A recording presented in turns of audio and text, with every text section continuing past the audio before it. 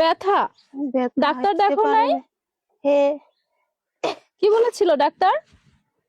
Doctor কি যেন অসুখের নাম বলে বলছে।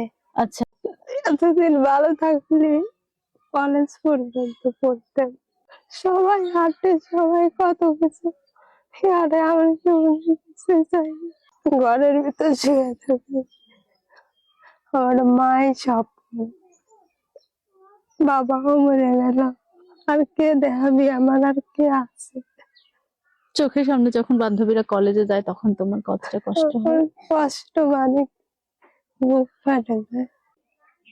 আহারে, ইস।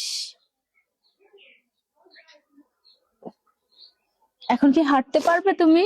এখান থেকে নেবে ওইখানে কষ্ট করে যেতে পারবে? দেখি, ভালো করে পা ফেলো, পড়ে যাবা। নীলুফা, তুমি কোন ক্লাস পর্যন্ত পড়েছিলে? ক্লাস 10। তারপর আর পড়নি কেন? অসুস্থর জন্য। কি অসুস্থতা তোমার? গা হাত পা ব্যথা।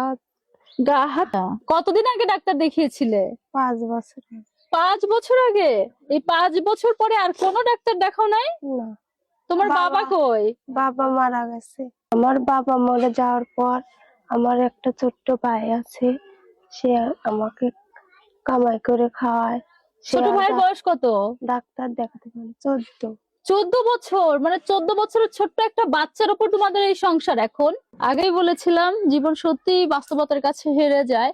14 বছরের ছোট্ট যে বাচ্চাটার স্কুলে পড়ালেখা করার কথা, সেই বাচ্চাটার কাঁধে এখন সংসারের ঘানি। পুরো পরিবারটাকে তাকে মেনটেন করতে হয়, একই সঙ্গে অসুস্থ বোন, এতিম ভাই বোনকে যেন সেই মানুষ করছে এখন। এইরকম একটা পরিস্থিতিতে আছি প্রিয় দর্শক। আপনারা ভিডিওটি দেখে বুঝতে পারছেন এবং ব্যাকগ্রাউন্ড দেখে বুঝতে পারছেন কোন জায়গাতে আমি এই মুহূর্তে দাঁড়িয়ে আছি। আচ্ছা, তাহলে তোমার সমস্যা কোথায় কোথায়? কোথায় কোথায় তোমার সমস্যা? পাও। পা মানে কোমর থেকে পা পর্যন্ত? কেমন সমস্যা? হাঁটতে পারলে মাথাটা দিয়ে জিলিক পারে, ঠাসে আসে, রক্ত ঠাসে আসে, মাংসের ভিতর জিলিক পারে। ও আচ্ছা, মানে সবসময় কিরকম যন্ত্রণা হয়? প্রায় দিন। সব সময় চিৎকার পারো তুমি? হ্যাঁ। এখনো পর্যন্ত কোনো ওষুধ খাও না? বসো, না। এখানে এখানে বসো।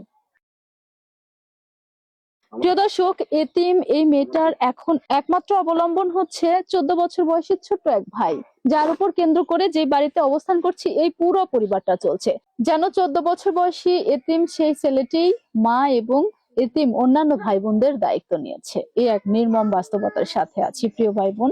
ভিডিওটি বেশি বেশি শেয়ার করবেন, আর নীলুফার জীবনের গল্প তুলে ধরতে অবশ্যই আপনারা বেশি বেশি সাপোর্ট করবেন। তুমি কি নিজে নিজে কিছু করতে পারো না? মানে একটু দূরে যেতে পারো না? বাথরুম, গোসল টোসল এগুলো করতে পারো না? না, আমার আম্মু। আম্মু? তুমি কি কখনো ভেবেছিলে যে তোমার জীবনটা এরকম হয়ে যাবে? না। নির্বাক নীলুফা যখন সহপাঠীরা চোখের সামনে দিয়ে কলেজে যায় তখন শুধুমাত্র চোখ দিয়ে দেখা ছাড়া আর অশ্রু ফেলা ছাড়া অন্য কোনো ওয়ে থাকে না আর, কারণ ওর শরীরে নানান রকমের প্রতিবন্ধকতা। একেবারে মেয়েটা পঙ্গু হতে বসেছে প্রিয় ভাই বোন। 5 বছর যাবৎ কোন রকমের কোনো ডাক্তার এবং কোনো চিকিৎসকের শরণাপন্ন হতে পারেনি টাকার অভাবে। বাবাকে হারিয়েছে দীর্ঘদিন আগে। সবকিছু মিলে অত্যন্ত শোচনীয় ভাবে দিন যাপন করছে। নীলুফা ভাবতেও পারেনি তার জীবনে এত বড় একটা ঝড় আসবে।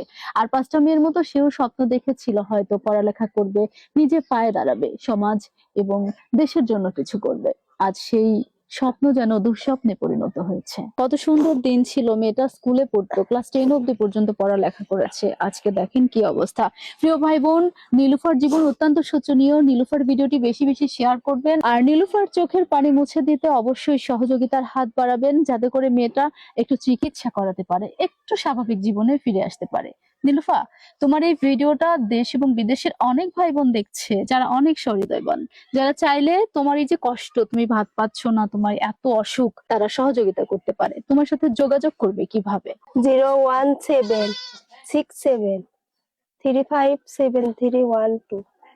প্রিয় দর্শক, সরাসরি নীলুফার মুখ থেকে যে নাম্বারটি শুনলেন সেটি বিকাশ নাম্বার। এই নাম্বারে যোগাযোগ করতে পারেন। নীলুফা অথবা তার মায়ের সাথে কথা বলে নিশ্চিত হয়ে আপনার সহযোগিতা আপনি পাঠাতে পারেন।